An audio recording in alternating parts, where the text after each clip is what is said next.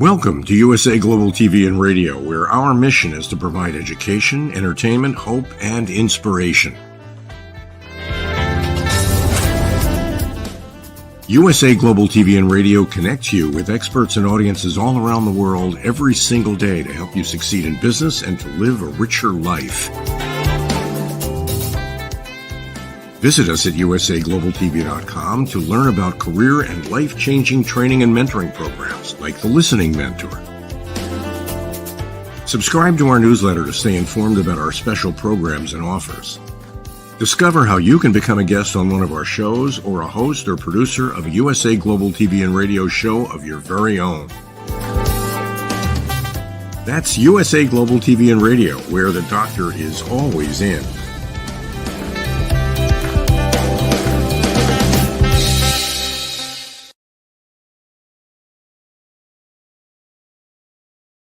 Hello and welcome to USA Global TV and Radio, wherever you are in the world. Thank you for joining us. I'm Dr. Jacqueline Kerbeck, and our show today is the United Kingdom News and Culture. This show is all about celebrating the partnership and all of the wonderful history that we have with the United Kingdom and the United States of America.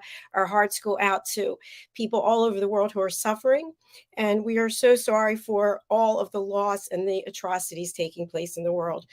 Joining me today is Diane Floyd-Boehm, who is the star of our show, and she is killing it with her new book. I shouldn't even say new because it's not Boomer's not as new as some of the others. Let's welcome her to the platform. Hi, Diane. Hello, Dr. Jacqueline. Thank you for saying those kind words for the world. We certainly need that. And thank you for the compliment for Boomer. Yeah, I received 2 more great reviews today, so I'm very excited. Very excited for you as well. And I know there's more that you've already put out there, Rise, and I think there's something else. What other projects are you working on? So November the 15th, Ruby Takes Chicago hits the stands. So I'm very excited, and you can pre-order that one right now. And it's the continuation of Rise, Ruby's journey to be able to be educated. So a different world in 1904 for women. Well, we look forward to having you on the Corner Bookstore since it's your show. And you can tell so. Thank you. And we're super excited to have our expert correspondents who take their time and their expertise and bring it here each and every week. We really do thank you. Helena Shard and Simon McDonald, come on out. Hello. Hello. Lovely to see you. Lovely to see you both. And Helena from London. Helena from London, and Simon? From a very, very soggy and landslipped Scotland. It's been on Friday there. I mean, the county I live in became cut off from the outside world. Lots of landslips. One of the main roads now has finally opened today, and they're hoping it's going to stay that way. But our road from here up to Oban, I don't see that reopening again for the next couple of months, probably by the time they clear it and pick up the hillside and put it back again. Yeah, lots of flooding, lots of damage, but there we go. Life goes on. Yeah. So how is that impacting you and your family? It just, well, we didn't have to mop out the house, shall we say. My dog Isla, she was looking very worried out of the window, thinking, "Oh dear, I'm going to get my paws wet." She's a bit precocious, and this is being a young dog that's supposed to love water and mud and so on. But no, she shies off a bit about that. But our river that goes through the side of the village burst its banks, and instead of being the usual 4 meters or 4 yards wide, finished up about 400 meters wide and nearly 1.5 miles long. It actually made a very impressive looking loch, but it was pretty bad here, and but we're getting back to normal. You don't let these things bother you. Now in this day and age, we've got this thing here in front of my face, this computer with internet access, and there we are. So yeah, we're still here. We're still connected. That's great. But were any of the shepherds able to save the sheep that were being inundated by the water? Yeah, we lost the local farmer here lost a few sheep, and it was very sad sight seeing them getting washed away. But the cattle were okay, and the horses in the village, they're all right as well. But it was just we lost some sheep, and that was it. It's always sad to see livestock go like that. Yeah. The river was actually sort of floating with logs and all the sorts of debris. You couldn't imagine what was floating down that river for quite a few days. But life's back to normal again. We just dust yourself down. Well, there wasn't any dust to dust down, but you just rinse yourself down and Dry yourself off. Yes. Start all over again. So, We're glad that you're able to be here with us today. Thank you. And I also want to thank Diane and Helena for being part of World Jenny's Day, which we just finished broadcasting yesterday. And Helena went to the gala last night. Tell us about that. I did. It was in a wonderful hotel in South Kensington, and it was good fun. I think the people there were full of love, and there were artists there that performed throughout the evening. There was a 3-course meal, and the finale was nobody knew, but it was an Elvis actor that came on and was dancing and singing, and it sort of finished it off well. I mean, the whole idea was to try and raise money as well for World Jenny's Day, and yeah, it was good fun. I wasn't expected to be in the country, but it was a last minute decision to rush off, and I'm glad that I got to witness it. And I think it's something that Janetta Barry, the founder, wishes to continue, hopefully, tweaking it. I think you learn, I think, along the way, if you're doing something big, how to change things. So I think there's been a learning curve for her. But anyway, it was good fun. Thank you for asking. I wish you all could have been there. I wish you could have been there, Jacqueline. After all your efforts and your wonderful platform, which was perfect for obviously what she's trying to achieve, it seemed a shame, but there you are. Yeah, it was interesting. Sorry, it was interesting because from a production standpoint, knowing the limitations of the various platforms, for example, YouTube, they're all over copyright infringement. So I knew from before that we were not going to be streaming on YouTube because we can't take a chance of having the channel shut down. But on Facebook, there's an 8-hour limit. So we broke the time slots down so that we started 4 different times with different links, and around 10 a.m. Facebook shut us down. So we were not on Facebook. I couldn't, the rest of our shows that were unrelated, we couldn't be on any of the Facebook channels as well. So I was dealing with StreamYard and Facebook behind the scenes, trying to get it resolved. I even tried from my phone. So there's always things to learn, and it's a learning curve. But I think overall, there were a number of really talented performers. That's Victoria George Veal. Right? She was amazing. Her voice incredible. And you introduced us to her, Helena. She's so wonderful, isn't she? I actually just clicked in, but I just missed her singing. But I heard you praising her, and I thought I must catch up on it. So I'll listen. She's a great performer, I think, in general. So I can well imagine she's got a fabulous voice. She really does. Many talented people. But I know we've got some news that you're going to share with us. We'll start with Helena, and then we'll go over to Simon. Thank you. So I'm actually going to start off with Amanda Wakely. So it's a bit of a fashion slant. I didn't speak with her directly, but I have worked with her 10 years plus ago on a couple of her fashion shows. And I've been listening and studying outfits that she's been making and has been making. She's a very successful fashion designer here in the UK, and she mainly dresses women, and she wants people to feel, empowered but comfortable. And she's really great, but interesting because I didn't realise that she worked so much with the royals. Namely, I know the Princess of Wales that she's dressed. I think even Meghan Markle she's dressed. And she used to provide outfits for Princess Diana. So it was wonderful. I was just listening to her talking about her experiences. And I was feeling really blessed as well, because I've got some lovely photographs taken from her fashion shows, which I'll dig out and introduce to everyone shortly. Not today though. And she was talking about how she just found Princess Diana so kooky, really good fun. When she first met her, she thought there'd be loads of sniffer dogs and there's a security turning up with her, but she just literally jumped out her car, knocked on the door, and there she was, joking, cheeky, informal, gossipy, but very encouraging as well. But the reason I bring this up is that here in the UK, it's a huge industry. Fashion's a huge industry everywhere. I think it's something like 28 billion, or is it 2.8? 28 billion, I think it is, a year. So obviously really good. And the royal family are obviously a wonderful soft power, the whole royal family. So with reference to, if you put it in each section, fashion obviously is huge, and the Princess of Wales is obviously a phenomenal model. Really, she's got a model-esque body, so for fashion designers to show off their range of clothing is always a plus.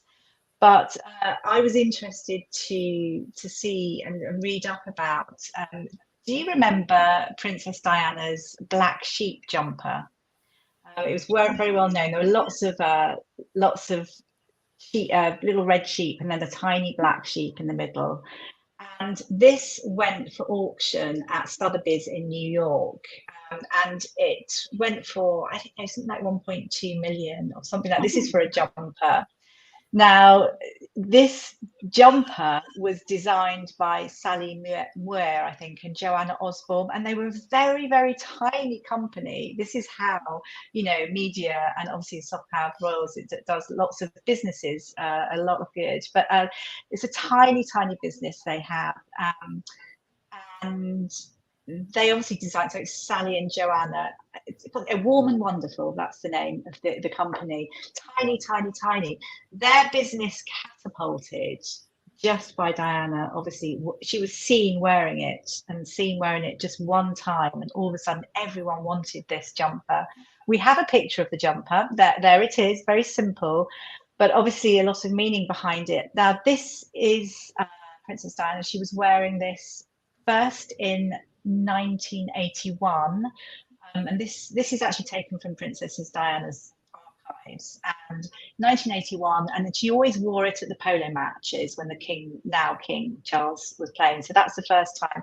Second time in 1983 she also wore it, but it had a lot more meaning in those times, black sheep, and it's gone to auction. The business absolutely catapulted, huge. They were so thankful for the media talking about it, writing about it, and now they're doing incredibly well. So I just think it's lovely to hear those good news stories. And also, I'm really excited personally to hear about Amanda Wakely and how well she's doing, how she empowers women, but also to sort of be part of that story without even realising that she's made so much for the royals. Yes, it tickled me. But I just think it's a really lovely, lovely jumper.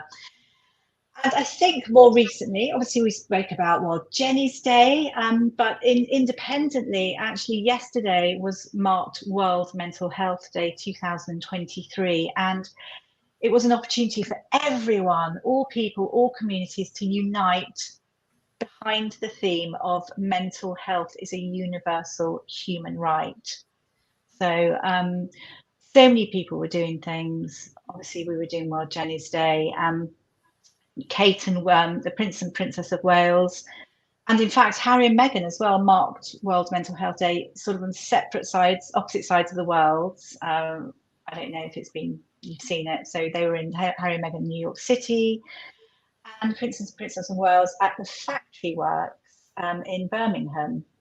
And I have to say, the Princess of Wales looking beautiful as usual, wearing this bright yellow jacket, which obviously joy and feeling well is sort of indicated. But also the Prince and Princess of Wales, they took part in a talk with 100 18 to 24-year-olds, and it was called Exploring Our Emotions, exploring our emotional world. So it was understanding, managing all emotions to boost resilience and build positive relationships. Because I have to say, I would say that the majority of things that go wrong, when you wind back, a lot of it is down to this managing emotions and boosting resilience. So that's obviously, we'll hear more. This is going, I know the Prince and Princess of the World, they're working on a project now for a few days. So it's just the beginning that I've spoken about. So that's them. We spoke last week about the National Portrait Gallery, and I spoke about some paintings to do with Windrush. Anyway, I actually decided to pop in because I had a meeting not too far. So I did rush to the National Portrait Gallery, and wow, again, I would say if anyone has the chance to pop in, it's free. It's been in June, it reopened because it had been shut for a while, and it is absolutely the amount of work that has gone into it, and also it was absolutely immaculately clean and bright, which I love. And you go in, and it sort of it explains as well when you go in how they've rehung everything, and it tells the story of the UK through portraits from the Tudors to today. And it starts from the top, is the oldest, and you work your way down to sort of all the modern section. And it's a gallery of people. Well, actually, it's a gallery of inspiring people, I'd say, for people, and it's a real lovely place for everyone to enjoy. So I visited the Foyle Gallery, and we discussed, it's the 75th anniversary of the arrival of HMT Empire Windrush. I decided to have a look at the pictures and really go in closely to have a look, sort of see what I thought. Some I didn't think were as good as I'd hoped, but some were really lovely. I took a little clip, if you want to show that, Jacqueline. It's a very simple clip because you really can't spend too long zooming in, but I just sort of zoomed around the Foyles Gallery, and it shows a few more of the pictures, and it really does tell a story. So I don't know whether we've got that we can show.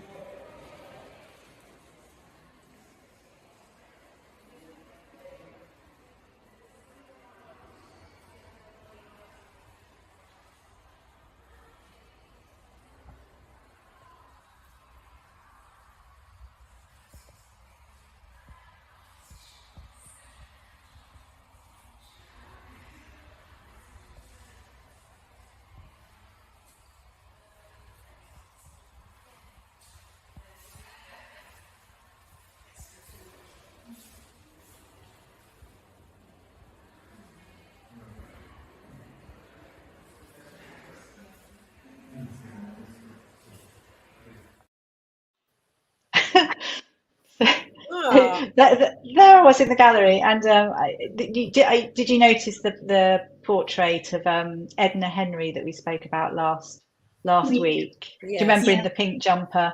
Yes. And that was painted by Amy Sherald. That was oil on linen. I hadn't realised. So that was quite interesting.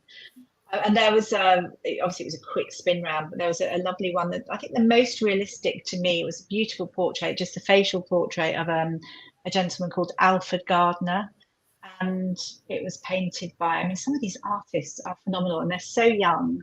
Either that or I'm just getting too old, I don't know, but painted by Chloe Fox, and that was on oil, and she was 1997, so how old does that make her? 20 something. Anyway, yeah, very, very good. Fantastic. I love art. And as I say again, the National Portrait Gallery, wow, definitely a place to see. And I mean, the works of art, the older works of art, the intricate paintings, which are huge. I mean, almost like gallery-sized walls full of people, lots of people, just their faces, all the expressions. I mean, artists are incredible. Really, really outstanding.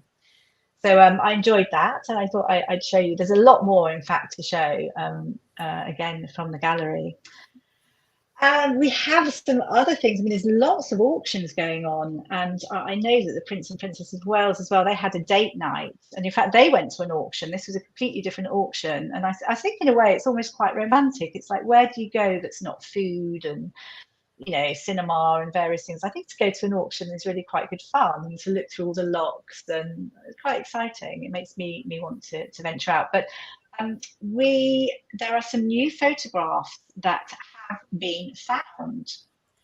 And there's, I think, something like 10 photographs, and it's of naughty King Edward VIII. And the reason I say naughty King Edward VIII, he obviously wasn't king for too long, and caused a huge amount of controversy and problems for the royal family.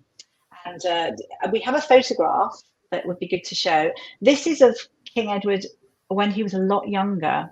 And I think his mistress, I think he looks quite a lot like Prince Harry. I don't know if anyone can see it, but to me, there's something there.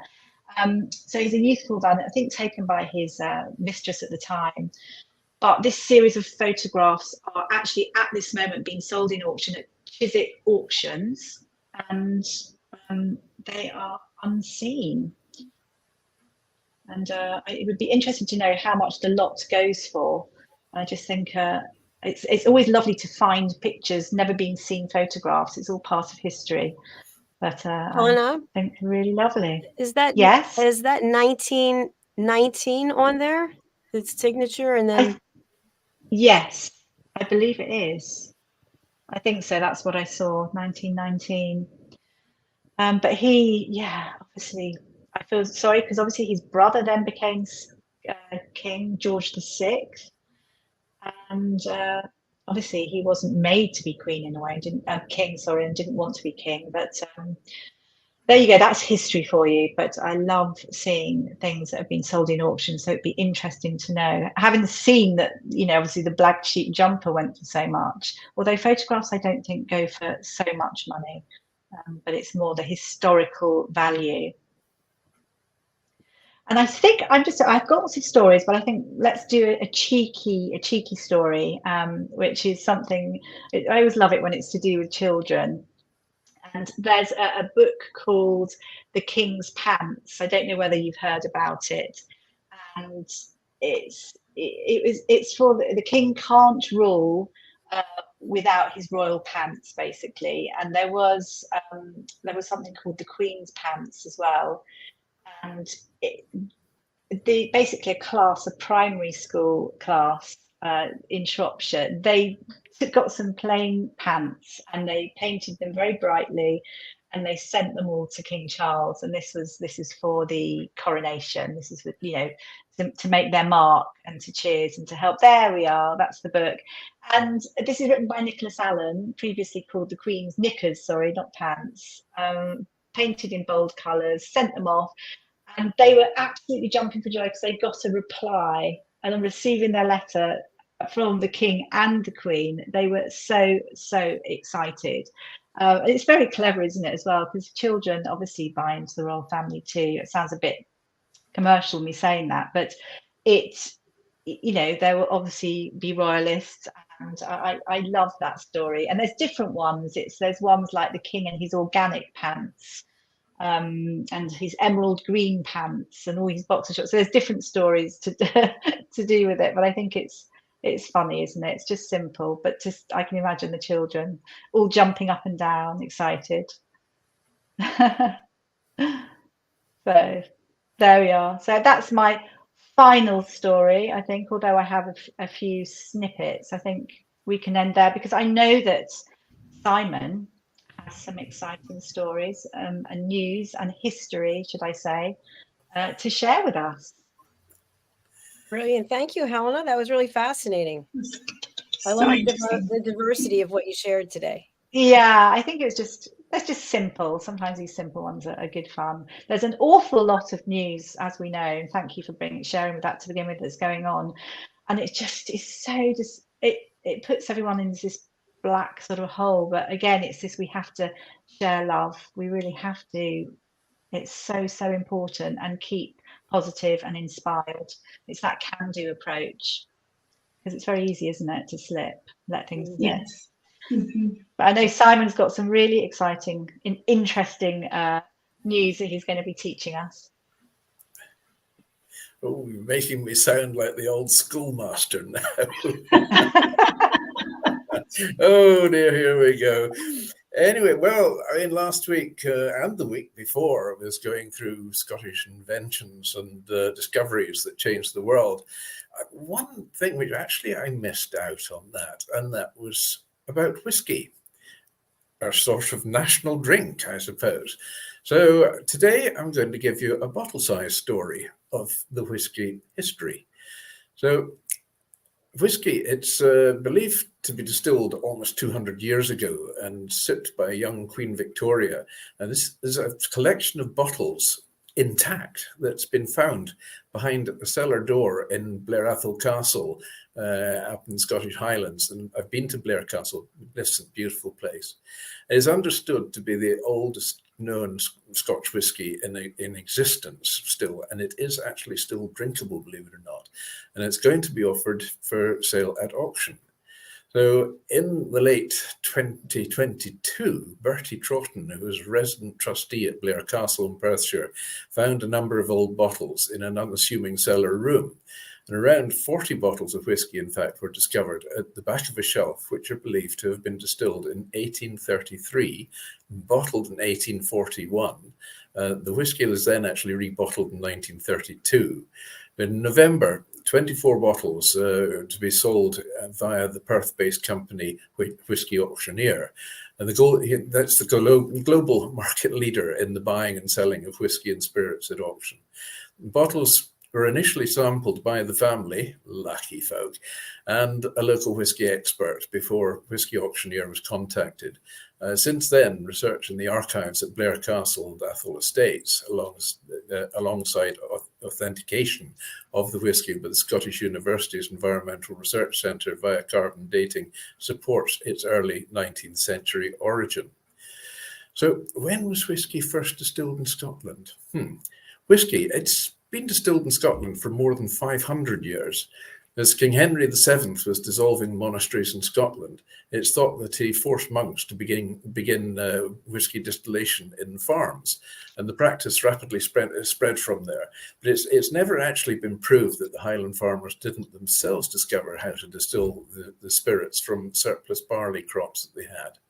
But the oldest reference to whiskey occurs in Scottish Exchequer rolls for 1494, where there's an entry of 8 balls of malt to Friar John Corr, wherewith to make aqua vitae. This would actually be enough grain to make around 1,500 bottles, which suggests that the distillation was actually well established by the late 15th century. Now, a ball is a Scots word. It's used to describe a unit equivalent to 6 bushels, with each bushel weighing around 25.4 kilograms or 56 pounds in that weight.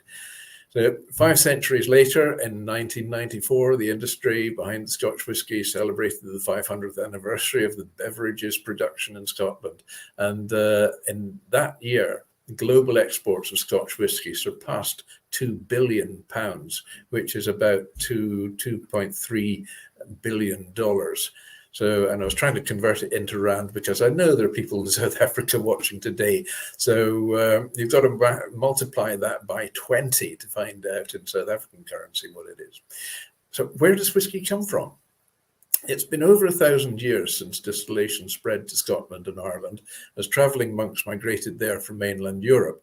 While Europe was distilling products like wine, the Irish and the Scots, living in a climate which is not really conducive to grape cultivation, especially last week, turned to fermenting grains. And to pinpoint whiskey's origins, we actually have to start with its progenitor, distillation. And the practice of distillation is said to date back as early as 2000 BC, when people in regions such as Mesopotamia used it to produce strong aromatics and perfumes. So the first written record of the process is linked to the 1st century AD, where the first accounts of distillation come from the Greeks and describe how distillation was used to turn seawater into potable drinking water. And so we wonder what whiskey actually mean. The derivative of it, the name whiskey, is said to originate from Uisce Ve, which means water of life in the Scottish Gaelic, with Uisce simply meaning water and Ve meaning life. And Ve is actually spelled Beatha, Gaelic was a spoken language and not a written language. So later the spelling came in with various different versions. And Scots Gaelic is a Celtic language, and it was introduced to the nation by way of Ireland. And the Highlands and Islands of Scotland is actually still spoken today, and is indeed going through quite a revival. Anybody coming to Scotland notices on the road signs that they're in English and in the Gaelic as well, just to confuse the motorist. So as Scotland gradually became more anglicised over time, the phrase was shortened to uisce, to whiskey. And if you think of it, the word uisce, whiskey, uisce, whiskey, uisce, whiskey, it all binds into one. So as for the drink itself, whiskey, it's a distilled spirit made from fermented grain, typically matured in wooden casks, usually oak for some period of time. And what separates whiskey from Scotch? In short, it refers to a special type of whiskey, but the one that qualifies as Scotch is made in Scotland, and the Scotch must be by law distilled and matured in Scotland in oak casks for at least 3 years and bottled at a minimum alcoholic strength of 40% ABV. That's alcohol by volume. So it's powerful stuff. And the first known reference for a still making aquavitae, which is water of life, in Scotland appears in Aberdeen Council registers in a case heard in 1505 by the town's bailies concerning the inheritance of goods belonging to a chaplain called Sir Andrew Gray, who died in 1504. That amongst his goods was recorded in the Middle Scots language, Installatur for aquavitae and rosewater, which, translate that one if you can. So spirit production was first taxed by the Scottish Parliament of January 1644 with an excise duty of 2 shillings and 8pence, which is 13 pence or about 17 cents US, which was imposed per pint, and instigating the illicit distilling of spirits within the country. So between the 1760s and the 1830s, a substantial unlicensed trade originated from the Highlands, forming a significant part of the region's export economy. And in 1782, more than 1,000 illegal stills were actually seized in the Highlands alone. These could only have been a fraction of those actually in operation, because they're a pretty crafty lot up there in the Highlands. We want to hide something, we can hide it. The lowland distillers, who had no opportunity to avoid taxation, of course, complained that untaxed Highland whiskey made up more than half the market, and the heavy taxation during the Napoleonic Wars gave the illicit trade a huge advantage. Highland magistrates themselves, who were members of the landowning classes, had a pretty lenient attitude to the unlicensed distillers, because all of whom would be tenants in the local area, so they understood that the trade supported the rents paid, and imprisoned tenants wouldn't be able to pay any rent, so they let them off pretty lightly. In 1823, Parliament raised restrictions on licensed distilleries, eased restrictions on licensed distilleries with the Excise Act, while at the same time making it harder for illegal stills to operate. These changes ushered in the modern era of Scotch production, and in 1823, 2,230,000 gallons of whiskey had duty paid on it. And then in 1824, this increased to 4,350,000 gallons. That is a lot of whiskey. And farmer George Smith, working under the landlord, the Duke of Gordon, was the first person in Scotland to take out a license for a distillery under the new act, founding the Glenlivet distillery in 1824 to make a single malt Scotch. Some of the distilleries which started legal operations in the next few years included Bowmore on the island of Islay, which is not far from here, then Strathisla, Balblair, and Glenmorangie. And all of these actually still remain in business today and absolutely thriving. So by the 1890s, almost 40 new distilleries had opened in Scotland, and the boom years continued until the industry was significantly affected by World War I and later by the Great Depression. Many of the companies closed and never reopened, sadly. But during the 1970s, there was a boom in Scotch whisky production that led to overproduction. And in the early 80s, and starting in 1981, whisky distilleries slashed production by a third and kept it low for about a decade. During that time, 20 distilleries sadly closed. And since the 2010s, Scotch whisky has entered a new phase of growth with new distilleries like Ardnahoe and Borders opening, and older distilleries like Brora and Portellen, again on Islay, and Rosebank reopened. So some whisky dates to recall on: 1494, the earliest documented recording of distilling in Scotland. An entry in the Exchequer Rolls, as stated before, lists 8 balls of malt to Friar John Core, wherewith to make aquavitae, enough to make 1,500 bottles. In 1644, the first official taxes on Scotch whisky production are imposed, causing a rise in illicit whisky distilling right across Scotland. 1785, Scotland's poet Robert Burns writes a poem, Scotch Drink, which includes the line, "O thou, my muse, good old Scotch drink."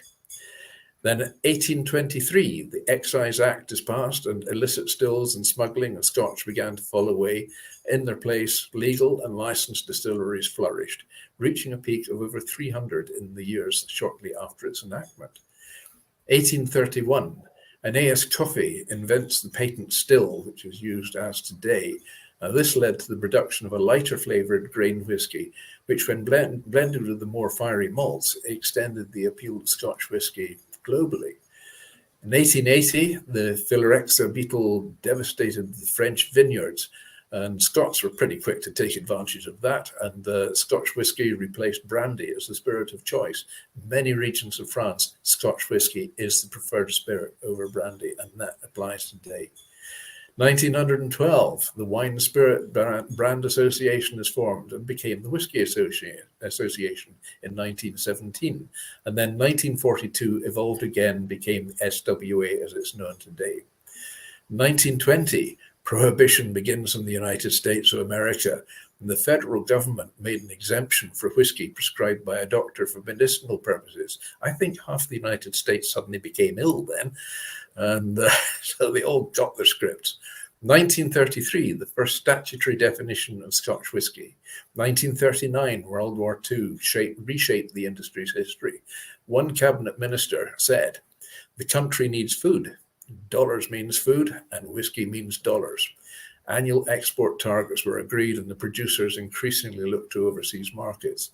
So in 1994, 500th anniversary of whisky production in Scotland, exports of Scotch whisky reached 2 billion for the first time in history. 2009, the Scotch whisky regulations come into force, and the rules set out how Scotch whisky must be produced, labelled, packaged, and advertised, helping to protect the reputation of Scotch whisky. 2018, Scotch whisky is the world's undisputed premier whisky, with 39 bottles of Scotch whisky are shipped from Scotland every second to nearly 200 markets around the globe. And in 2023, well, at least 46 bottles of Scotch whisky are shipped from Scotland every second, with Japan having the highest consumption of whisky per head of capita. So everyone, cheers. Or as we say here, sláinte. Oh, Well done. That was excellent. And by the way, we have the photograph. Ah, there we are. That's Oh. the bottles that were found, and as I say, it's still drinkable today. As was proved. I mean, because they couldn't resist it, they had to open one of them and just find out. Just wish I'd been there. But anyway, these bottles going out for auction. There's all sorts of guesstimates as to what they might fetch, and it's sort of regarded anything up to maybe £350,000 per bottle, which is what, $400,000 US dollars. Yeah, that's a lot of money, which is that's 8 million South African rand at a guess, or 8.5 million South African rand. So yeah, a lot of money for a bottle, and there's quite a few of them there. And they're all full, right? Or you don't know? Thirsty work, that. Yeah. Better get started soon. So there we are. So there is the bottled history of our Scottish whisky industry. And what brand is that? That's Laphroaig. Laphroaig Select, and Laphroaig is it's made on the island of Islay, In this one, you can actually you can taste the sea almost, and it's got quite a smoky overtone to it, and it's the way that they're turning the barley to malt it and germinate it in the process, and it's done in a loft with gaps along the floor, and they've got peat fires burning down below, which creates the smoke that comes up. So it's actually the germinated barley is smoked, and then it goes on for the distillation process. And that's a tale for another day, I think. Well, this was a very interesting, educational and informative show. It was a lot of fun. Thank you. Yes, thank you. I've had so much fun in researching into it as well. A certain amount of tasting had to take place, obviously. The good All thing we in the don't name have of science. If it's it a was good in thing this America, airtime isn't the first thing in the morning there in the UK. That might be a problem. well, there we are. I mean, if it had been the 1920s in America, I could always have sort of feigned that I was feeling really ill and gone along to the doctor to have it prescribed. It's the only way you could get alcohol in America then, legally. A shot of whiskey for everything. That's what I used to hear. Right. And to learn about the fashion, Helena, you said it was called Warmest. Was that right? Yeah. Helena? Yeah, Warmth and Warmest. And to the way they grew, that was beautiful. Thank you so much for sharing that. And you're right. How fun to go to an auction. I should think about that too and tell my husband. I haven't had a romantic idea. Thank you. Yes, I love going to auctions. I mean, they're really exciting places. And I remember one auction I went up to in the Highlands, and it was there were some very nice pieces coming up. One which actually caught my eye, and a couple of friends with me there, a chap with his wife, and anyway, she'd gone off to to the kitchens to get some coffee for everyone. It was a very cold auction house we were in. And so my friend asked her, he spotted this item coming out. So he stood there and he started bidding.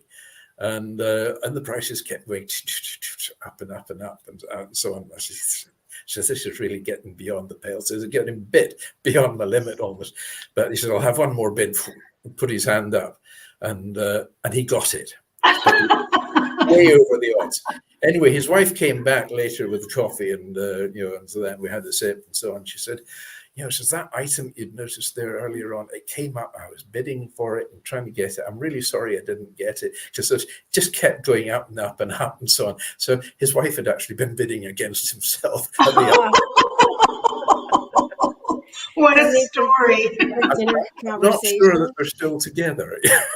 And they're still together. That he's seriously overpaid. So, it's one of these things in an auction room, beware. Make sure that those who are in on the deals with you are standing right beside you when the lot comes up. Otherwise. Absolutely. Thanks. Oh, Diane, just to say that the shop, they were called Warm and Wonderful. Warm and Wonderful. Okay, good. I'm going to look them up. So, and I hope our listeners look them up as well. So thank you. And to see the museum and that screen slide or video, I should say, that was so wonderful. I wanted to stop and learn about every single person because they had to have a story to have been painted. So thank you for sharing that. Yeah, not got my portrait in there yet. Why not? There's still time. There's time, yes. Well, speaking of time, we're out of time because our next show is coming up, Global Social Entrepreneurs. And I just want to say thank you to everyone. We have over 1,018,000 views as of last night. So I'm super excited about that. And a big thanks goes out to everybody here, as well as the rest of our team, our sponsors, our guests, and our loyal fans like GAFA. So thank you again for being here and joining us. All right, let's go around. Diane, final words from you for today. I think where we are in the world today, I want everyone to make a point to have a good day, which means also that even if you get upset, just have a little self-control and bring love and peace back into your heart. Thanks, Diane. How can people get in touch with you? My website's the easiest, DianeFloydBame.com, BOEHM, for those who don't know, the BAME.com, DianeFloydBame.com. Thank you, Dr. Jacqueline. Thank you, Diane. We'll be closing out with your sponsorship as well. Simon, what is your final message for the day and how can people reach you? Well, I'm actually going to do a couple today because the one really pertains to what I've done the last couple of weeks about the Scottish inventions and discoveries and so on. So an inventor, simply a fellow who doesn't take his education too seriously. I know a few inventors and it fits the bill perfectly. But looking at today with portraits and the talent that these artists have, it's quite amazing. So he says, when your work speaks for itself, don't interrupt. All right. And how can we get in touch with you, everybody out there watching? Yeah, it has to be a carrier pigeon just now that's got good strong wings to get the landslips and the carnage that's been on our roads and in Argyll and Bute district of Scotland. But you would always try Simon-McDonald at Simon-McDonald.com for the website, or McDonaldSimon@ymail.com for the email. But carrier pigeon probably works best just now.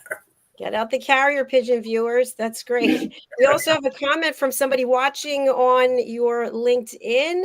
Billy Smith, I wish I knew you were so fond of whiskey, Simon, that time we went for a coffee. Cheers, Billy. Great comment. Thank you. And Helena, how about you? Last words for the day, and how can people get in touch with you? I think my words are, what with everything going on, that we really should celebrate everyone, celebrate the contribution of different communities and what people bring to everybody. Just share, connect, celebrate, and inclusion for all, really. And it's probably best people contact me on hcpresenter@gmail.com, a simple email address, because then I will make sure it's ticked off. Thank you. Thank you, Helena. Thanks so much. Okay, please do join us for our next show. As I mentioned, it's Global Social Entrepreneurs starring Anne Scotland. And every one of her shows has amazing guests who are doing work not only as business owners and entrepreneurs, but they're doing it in a completely different way to give back to the world. So if you haven't seen the show, it is definitely worthwhile watching. All right, thanks, everyone. We're going to hear from our dear friend, who would that be? Diane Floyd-Bame. And then we'll be signing off. Bye, everyone. Bye, everyone. See you next week.